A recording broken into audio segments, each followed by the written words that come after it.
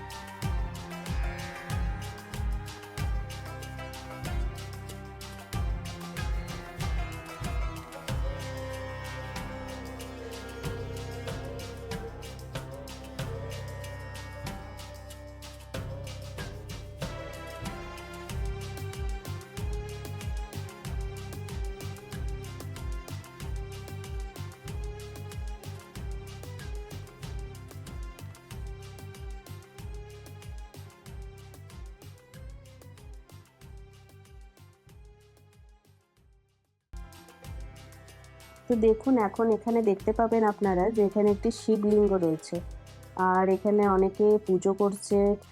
এই শিবলিঙ্গে আপনারা চাইলে এখানে জল অর্পণ করতে পারেন। আর এই যে সামনে যেটা দেখতে পাচ্ছেন এটাই হচ্ছে মন্দিরের গর্ভগৃহ। তো চলুন এখন আমরা এই গর্ভগৃহের দিকে যাই।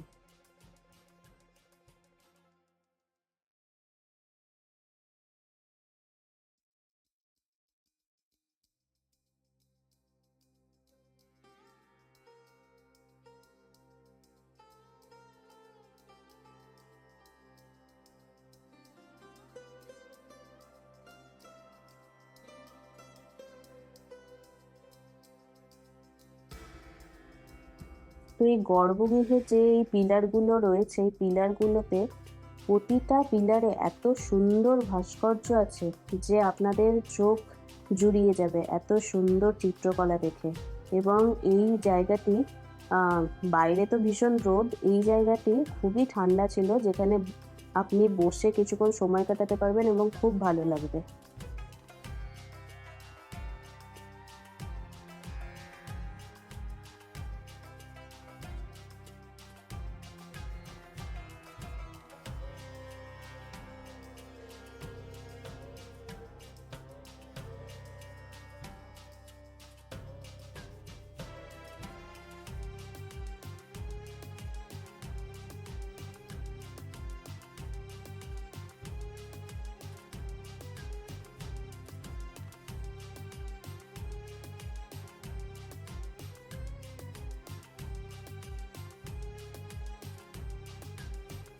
তো এই যে সামনে যে পিলারটি দেখতে পাচ্ছেন, এটাই সেই ঝুলন্ত পিলার, যার নিচে কাপড় দিয়ে এখানে একটি আন্টি করে দেখাচ্ছেন যে এটার নিচে কোনো সাপোর্ট নেই। তো আপনারাও যখন আসবেন তখন আপনারাও এভাবে চেক করতে পারেন।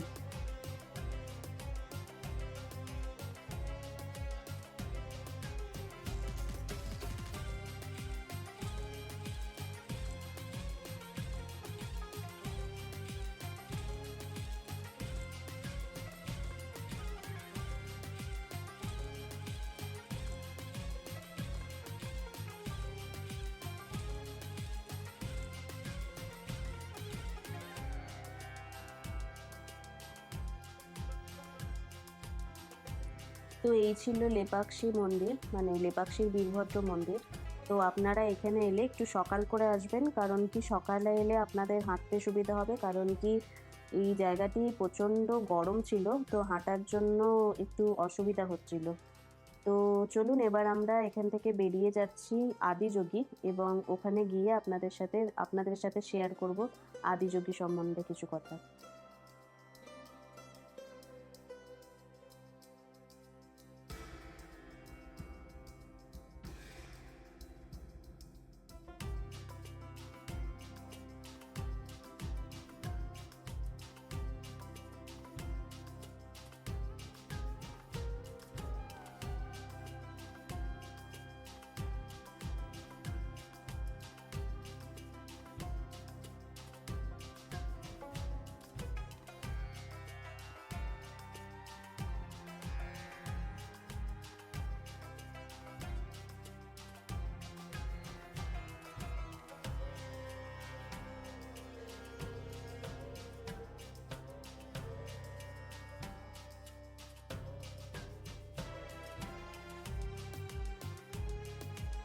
তো এখন আমরা পৌঁছে গেছি আদিযোগীতে, এবং আপনারা দেখতে পাচ্ছেন যে এই পাহাড়ের মাঝে কত সুন্দর লাগছে এই জায়গাটি। পাহাড়ের মাঝে আদিযোগীর এই মূর্তিটি, তো ঢুকতেই আপনারা দেখতে পাবেন এখানে একটি নাগ মন্দির ছিল, এবং তারপরে সামনের এই বিশাল এরিয়া রয়েছে, এই এরিয়া পেরিয়ে আপনাকে আদিযোগীর সামনে যেতে হবে। তবে এখানেও কিন্তু প্রচণ্ড গরম ছিল, হাঁটার জন্য একদমই উপযোগী ছিল না জায়গাটা। তো আপনারা যদি বিকেলে আসেন তবে আমার মনে হয় যে সবথেকে বেটার হবে। তো চলুন আমরা এখন এগিয়ে যাই মূর্তির দিকে।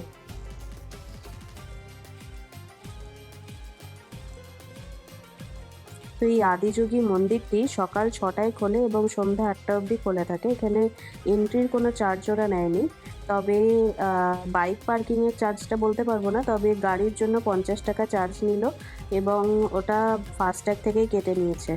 তো আপনাকে লম্বা লাইনে দাঁড়িয়ে থেকে ওই টাকা পে করতে হবে, এরকম কোনো অসুবিধা এখানে হয়নি। আর জুতো জমা নিয়ে নিয়েছে, তার জন্য কোনো এক্সট্রা চার্জ নেয়নি, ওরা বেরোনোর সময় গেটে আবার জুতোটা ওখানে পৌঁছে দেবে।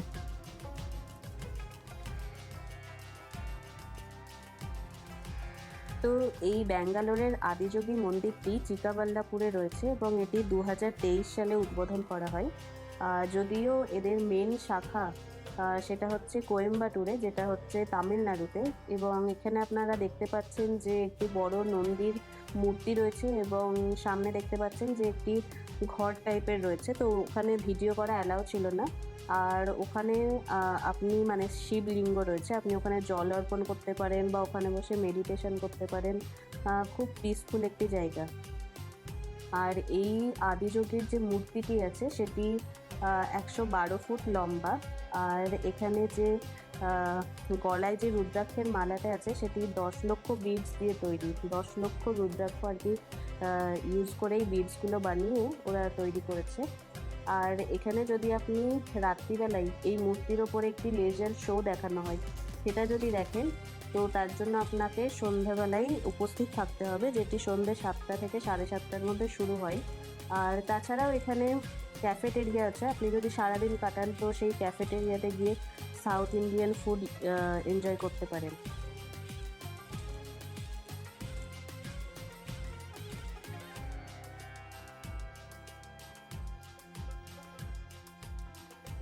আপনারা যারা ফটোগ্রাফি, ভিডিওগ্রাফি করতে ভালোবাসেন তাদের জন্য এই জায়গাটা খুব ভালো অপশন, আপনারা অবশ্যই আসবেন। এবং যারা এমনি মহাদেবের ভক্ত তারা তো অবশ্যই আসবেন। এবং এত সুন্দর ডিটেলিংয়ে এই মূর্তিটি বানানো হয়েছে, জানি না ক্যামেরাতে সেটা বন্দি হচ্ছে কিনা, মানে চোখের ল্যাশেস প্রতিটা জিনিস খুব সুন্দরভাবে এখানে ফুটিয়ে তোলা হয়েছে। আপনারা যদি সামনে থেকে দেখেন এতটুকুও নিরাশ হবেন না। আর লেজার শোটা খুব সুন্দর, আপনারা অবশ্যই দেখবেন। আমরা যেহেতু আগেরবার দেখেছিলাম তাই জন্য এইবার আমরা আর লেজার শোটা দেখছি না। তবে লেজার শোটাও একদম পুরো দেখার মতো, খুব সুন্দরভাবে শিবের কাহিনী ওখানে বর্ণিত থাকে।